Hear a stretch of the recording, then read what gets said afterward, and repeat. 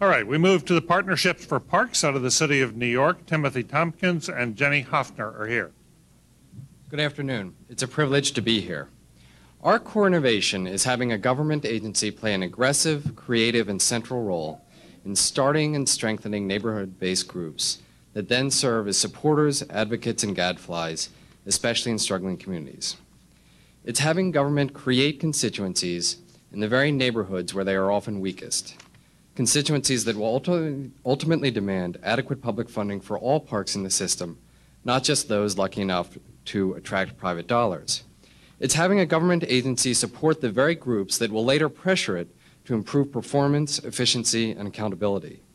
It's using a complex array of public and private resources, many of which are not new in and of themselves, in a strategic, coherent, and consistent way to nurture local leadership, engage park users, and create a tipping point that turns a struggling park around. It's relentlessly capturing, cataloging, and communicating with anyone or any organization that expresses an interest in a park.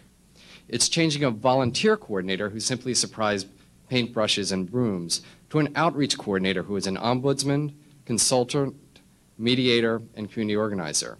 It's asking a park manager to maintain not only a lawn, but a constituency, to cultivate not only plants, but also trust.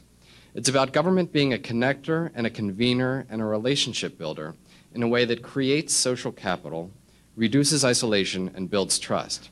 Finally, it's about having the park itself be a focal point for creating social capital, allowing it to be used by others as an asset and a catalyst for neighborhood renewal.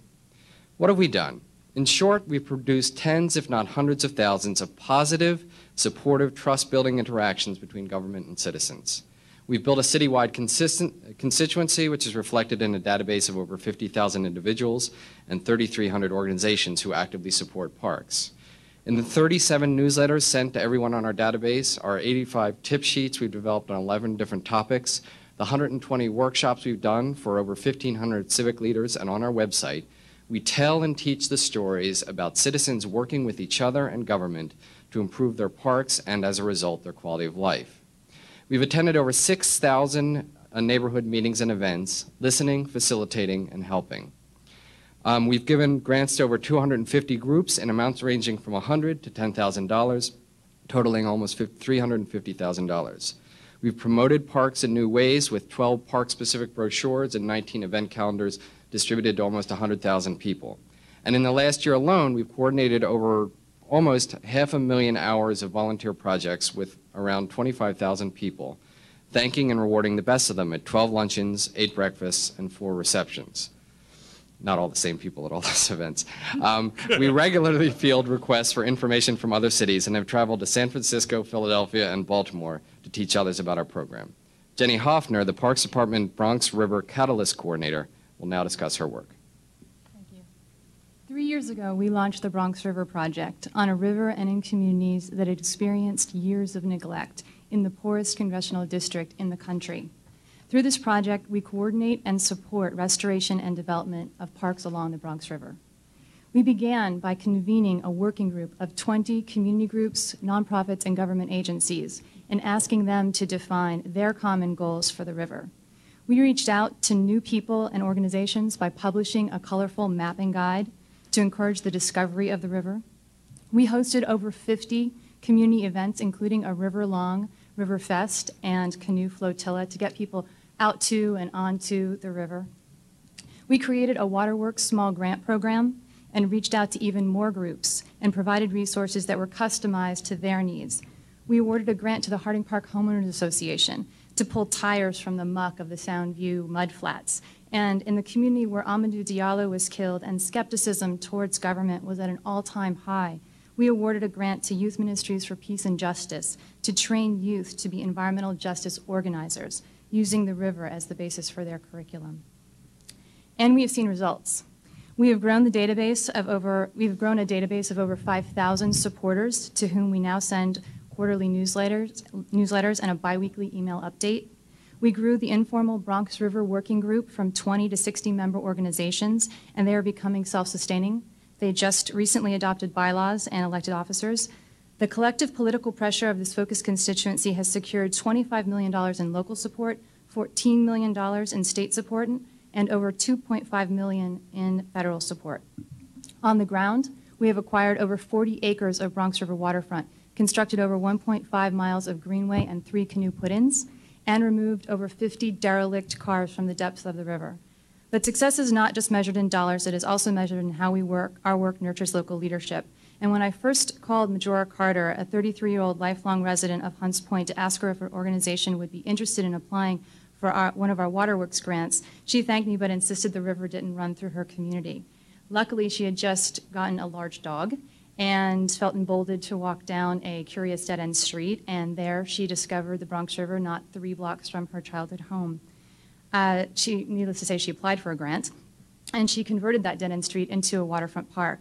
Today, she is chair of the working group. She has used the creation of this waterfront park, funded by a waterworks grant, to energize not only her organization, but the entire community and the residents that they serve. Jenny, you know, you had this 8-mile river, and I kept on thinking she's going to take this story and turn it into an 8-minute story. No. Worked that very nicely. Okay, Lee Shore. If one were primarily interested in building social capital, neighborhood activism, neighborhood leadership, would you see parks as uniquely suited to organize around, or would you see parks as one of dozens of ways to organize? I mean, there's dozens of ways to organize. The great thing about parks is that, first of all, they are the places that parks are kind of the lowest icebergs. They are the places where all these different segments of a neighborhood come together that might not otherwise come together. Churches, religious organizations, youth, elderly people, moms.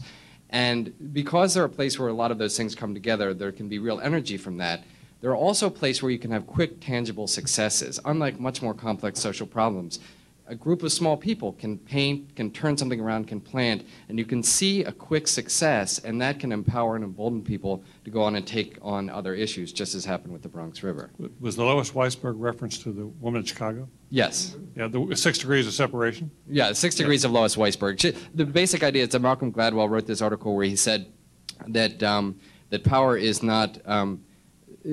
poverty is often more about isolation than not having resources, and that she was very important as a source of political power and social power, because not because she knew a lot of people, but because she knew a lot of people from a lot of different segments. And that's often what we're doing as an entity, is we connect people within parks who wouldn't talk, people around the parks who wouldn't talk, and the parks themselves are those focal points and those locuses for a lot of different pieces of a neighborhood that don't often connect to come together. Antonia, and then David Osborne. Well, one can say that it's really wonderful to hear how the community has gotten together.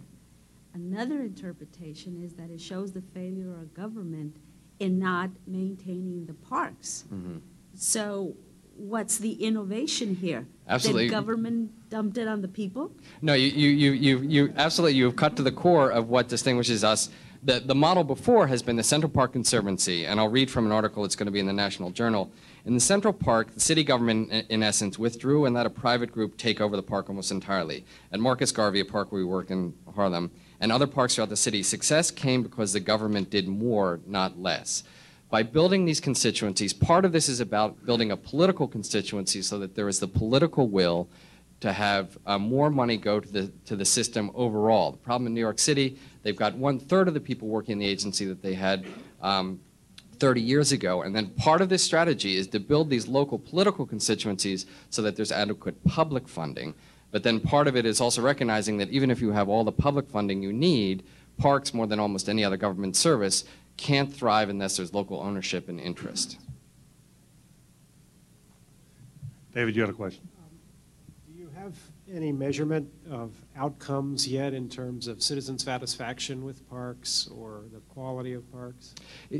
Much more anecdotal. System-wide, no. I mean, the parks have gotten better, but there's a lot of variables that affect that. We haven't done overall surveys. We've done things like observation studies in Marcus Garvey Park, where years ago there were far more men than women, which is a sign that a park isn't healthy, and the numbers have gotten much better on that front. So in individual parks, we've seen results change, lawns get greener, more activity going on, but not, we don't have system-wide evidence of that. A lot of it a lot of it comes down to more anecdotal things or changes in the culture of the agency in terms of the way they deal with people, and changes in the way people talk about the government they're dealing with. Jenny, do you have a vision for what the Bronx River can become, and how are you moving in the direction of that vision? What's the vision for the Bronx River? The vision as articulated by the Bronx River Working Group is to restore the river to an ecological, economic, recreational community resource, a healthy community resource, by creating a continuous park along the river, restoring the water quality, and restoring access. You're a long way from that goal, but you're